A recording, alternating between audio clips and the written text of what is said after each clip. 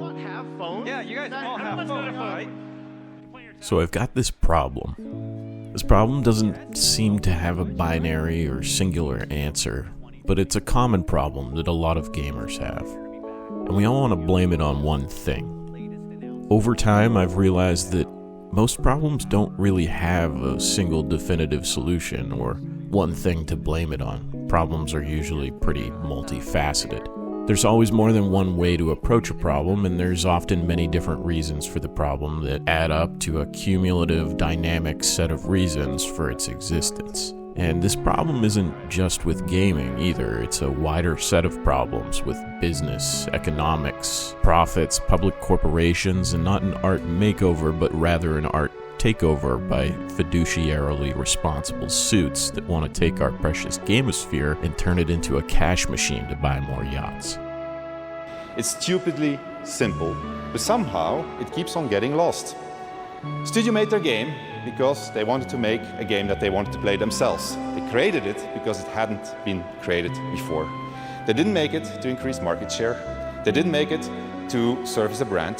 They didn't have to meet arbitrary sales targets or fear being laid off if they didn't meet those targets. And furthermore, the people in charge forbade them from cramming the game with anything whose only purpose was to increase revenue and didn't serve the game design. They didn't treat their developers like numbers on a spreadsheet. They didn't treat their players as users to exploit. And they didn't make decisions they knew were short-sighted in function of a bonus or politics. They knew that if you put the game and the team first, the revenue will follow. Creative risks just aren't taken anymore. They know exactly what you like, they know how to produce dopamine in your brain, tie it to a cash shop, and extract that hard-earned cash from your little baby consumer hands. They know how to minimize costs and sell you the bare minimum. Things that'll look good in a commercial so that you'll drop $60 to $100 on a half-baked AAA title. There was a time when consoles like SNES, N64, PlayStation, Xbox all reigned supreme, and each had its own blend of awesome games, one after the other. I had 13 SNES games in our bin growing up, and I loved playing all of them. Today I have hundreds of titles that I've purchased for my PS5, and I only go back and replay 2 of them. And even when I pick up Baldur's Gate 3 again, I can't help but stop playing it halfway through the game. When I look back upon the best games of the modern generation, like Red Dead Redemption 2, The Witcher 3, Diablo 4... Okay, maybe that doesn't belong there. But seriously, when I look back on the Game of the Year winners of the past 15 years, the only one that sticks out and makes me feel the same way that games on SNES felt was Elden Ring. It had that sense of wonder, creativity, and passion for the artwork that makes a game a masterpiece.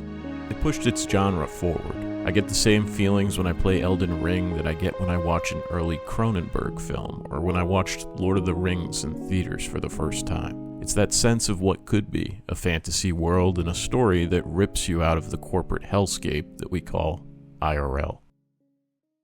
Then there's this game I played recently, a game I was pretty excited for because it was made by one of my favorite developers with a storied past of creating great RPGs. This is one of the few developers I've held out on, believing that they wouldn't fall to the influence of fiduciary responsibility. When their game dropped, I stood in line at GameStop chatting it up with all my pals about how excited we were to get the game.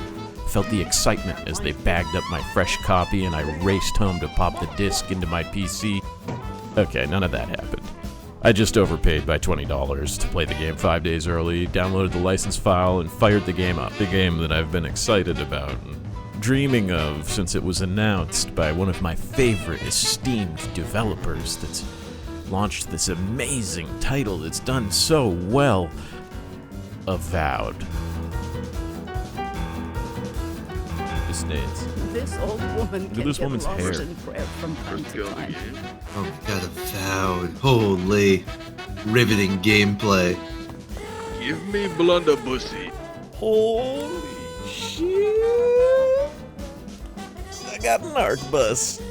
Big So you girls just for my kill girl. 4 guys and you're like, any ladies need a curler before they cool down? Mm-hmm. PvE shooter content is just so sleeper, dude. They could have made it a wand or something. They had to make it a fucking gun. There's a wand. Yeah, I know, but like, Look how much damage it does. 15. what the f- Curled up. Yeah. Let's look at those curls. Oh my god. God, it's Zohan, dude. It's not even pointing you anywhere. Just continue. Where do I go? Just play a little Yeah. bit. Just figure it out. Just have fun with it. Dude. As long as I can remember, I've loved these big curls.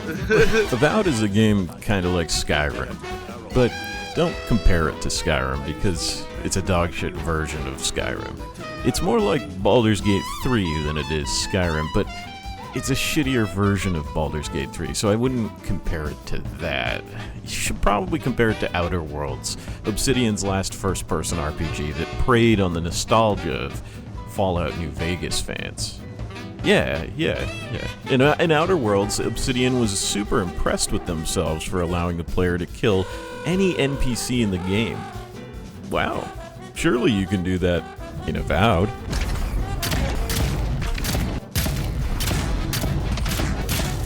Okay, maybe Outer Worlds isn't a good comparison. What if we use Pillars of Eternity 1 and 2?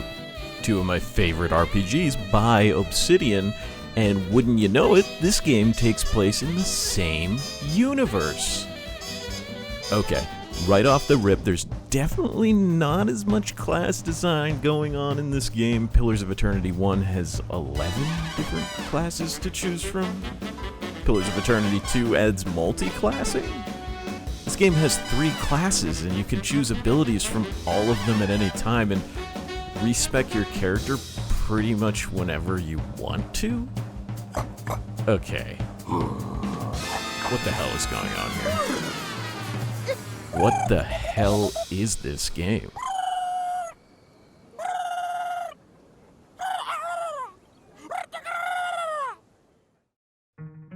So your team would go on to make Fallout 2, Planescape Torment, Icewind Dale, Baldur's Gate Dark Alliance 2, Star Wars Knights of the Old Republic 2, Fallout New Vegas, and as far as, and then most recently, I mean, you've got your own projects, but South Park: The Stick of Truth was. We're kind of moving away from what we do as an RPG maker.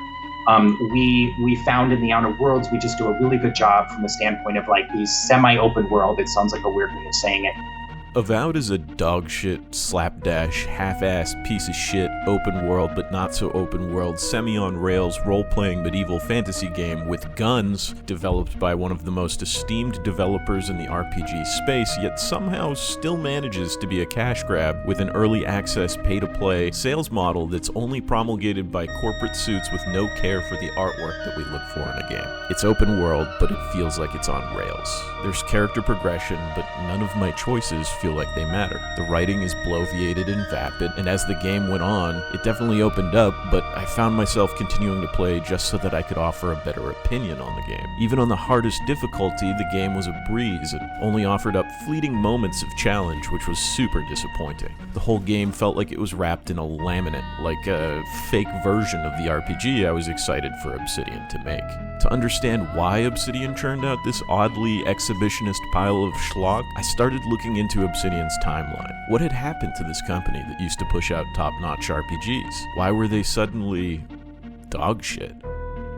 Obsidian used to be revered. The folks who founded and run Obsidian come from developing some of the most iconic role-playing games of all time. Obsidian was originally made up of, and still true to this day, a bunch of guys from Black Isle Studios who originally crafted the Baldur's Gate series and created several of the RPGs that are foundational in my memory to this day. Let that sink in.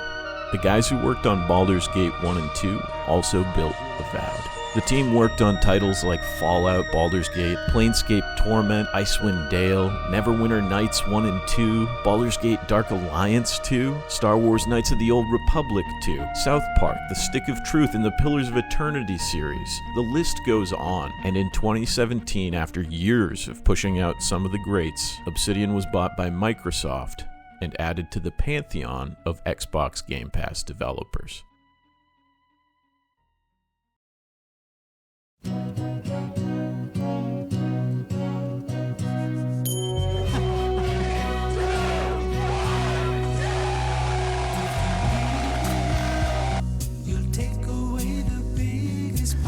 just water, by the way.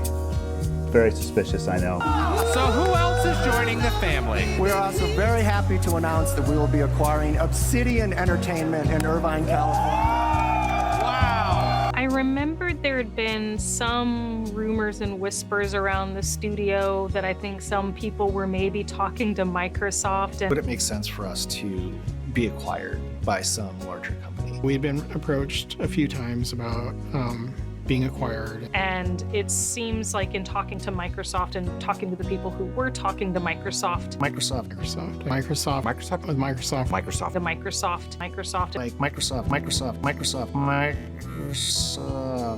You know, Microsoft was the publisher for Stormlands, which they had terminated in 2012, which was like horrific for the studio and caused all kinds of trauma, including a huge layoff. And so the idea that we would go back and work for Microsoft again seemed a little sort of counterintuitive, like maybe a little silly to put our eggs back in that basket. I've always been a fan of Obsidian. Well, basically until now. I'll always look at Obsidian and Blizzard fondly, but both companies have broken my trust at this point, and they've only disappointed me in the past 5 years. They continuously show a penchant for fiduciary responsibility, rather than what they became known for. A creative lust to provide digital entertainment that resembles the ideal role-playing experience of playing a Dungeons & Dragons campaign. Every single one of the titles that were listed in this video meets that criteria. They take you on a role-playing adventure with a wide cast of characters, interesting quests, and a world that feels open and explorable at your fingertips, with each side quest begging you to jump into a crypt or hour-long offshoot adventure that feels like its own story, all while fueling you with the correct amount of character progression and meaningful character building that makes your choices feel like they truly matter. And this is why I don't think Avowed does a good job with the genre. Apologies, friend. None of these things exist in the game. The offshoots are very basic. Go kill this bounty. And despite their simplicity, the writing reeks of trying too hard. A lot of text that you want to skip through because you know it'll all amount to "somebody stole my daughter's necklace," despite 6 overwritten conversation choices on their feelings. The writing cares more about an NPC's feelings than it does about the adventure. All of the core gameplay loops are very basic, streamlined, and half-assed. There doesn't appear to be any passion for adventure, just a team trying to get it done and ship it out the door. The whole game oozes with, let's get this done and ship it. I just shipped my drawers. I just shipped my nightie. I just shipped my bed. All of this adds up to what I've come to expect from pretty much every major studio except for Obsidian. I've only recently written Blizzard off with their latest WoW expansions and Diablo 4, and Obsidian now just made the list. I'm completely disillusioned. The sad thing is that games are art, and we've essentially now lost all of the great artists who built RPGs that I've come to love. So we're entering this new era of gaming, and we can only hope that some small indie devs rise up with the spine and refuse to take on giant publishers or sell off their IP for a fat paycheck. So, what are you trying to tell me here, little man, that you don't like Zep? But I don't know if that'll happen. And I'll continue to look at Obsidian as one of the greats, but my expectations for the studio, especially that they're now owned by Microsoft, are at an all-time low. And it's just that. That's my problem. Even the CEOs of small studios have shown their hand. They may have started out with humble beginnings and passionately creating that which they wanted to see in the gamosphere, but they all seem to get corrupted by greed and money at some point. And now we have 2 of the greatest studios in gaming history under the umbrella of Microsoft, a public corporation known for forecast calls and fiduciary responsibility. Wait. No. No. So many dead. So many of my kin are dead by your hand.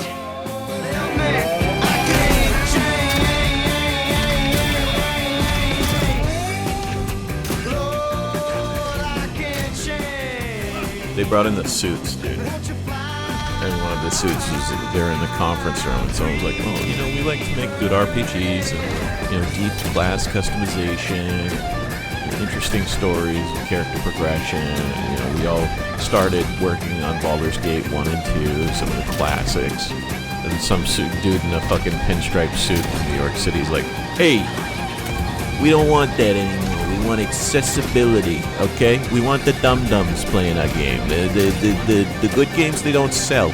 You understand? My name's Joey Fagoots. You ever heard of a pistol? Put a pistol in the game. What was good about Fallout New Vegas? Let's look at that, okay? What was good about Fallout New Vegas? Guns. Put guns in your fantasy RPG. No one likes that. Put guns. You want to do your fantasy shit? Put fire on the guns. But there's gonna be guns. Best class in the game? Gun guy. You understand me? None of this fucking fantasy bullshit. Shields, get rid of them. You could use them, but they're terrible, okay? If you need anything, let me know. I'll be in my office jerking off. Joey Fagoots, out. Also, check your text messages. That's my penis. Congratulations.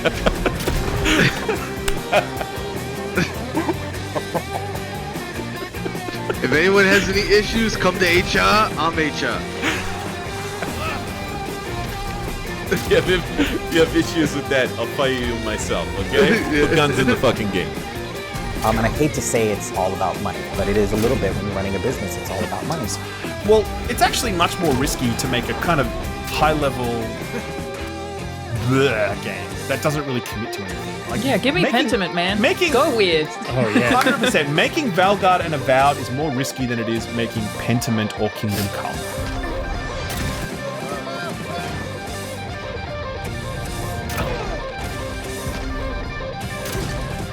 They're not failing to live up to their potential.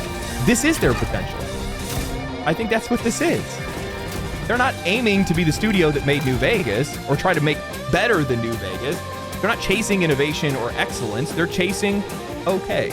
It's one of the most broken games I've ever had the displeasure of trying to finish for a review in a long time, maybe ever. And that while it desperately tries to leave its own mark on the genre, it comes up short in nearly every single aspect. 95% of the time I played, I felt nothing. Instead of having like actual Pillars of Eternity classes, which I was hoping they would, they kind of boiled it down to 3 very generic feeling classes, and then each of those is like this amalgamation of multiple big classes from QE1 into a much more simplified tree. Not a fan. Not a fan.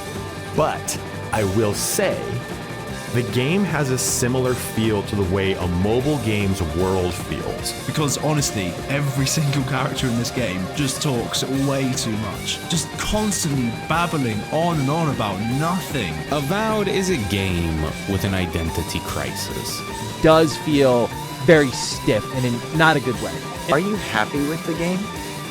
I am. I really, really am. You sure about that? We've had the team playing the game for the last few weeks, and people are like, this is really fun. I'm into my build. Like, I like what I'm doing. And it's like, yeah, mission accomplished, guys. You sure about that? Are you more proud of this game than anything else you've worked on? I'd say so. You sure about that? Just for the blood, sweat, and tears going into it? Yes. Like 5 years from now, what's going to be like the big argument that people will make for why Avowed is slept on and it's actually the greatest of all time? Like, what's that YouTube headline going to be 5 years from now? Avowed. Those living lands are still living. Check it out. You sure about that? How many times have you played through the game? I'm on probably my 4th, like, full beginning to end natural playthrough right now. Do you like it? I do. It's very fun. I gotta be honest. What you're saying to me makes me want to fight you a little.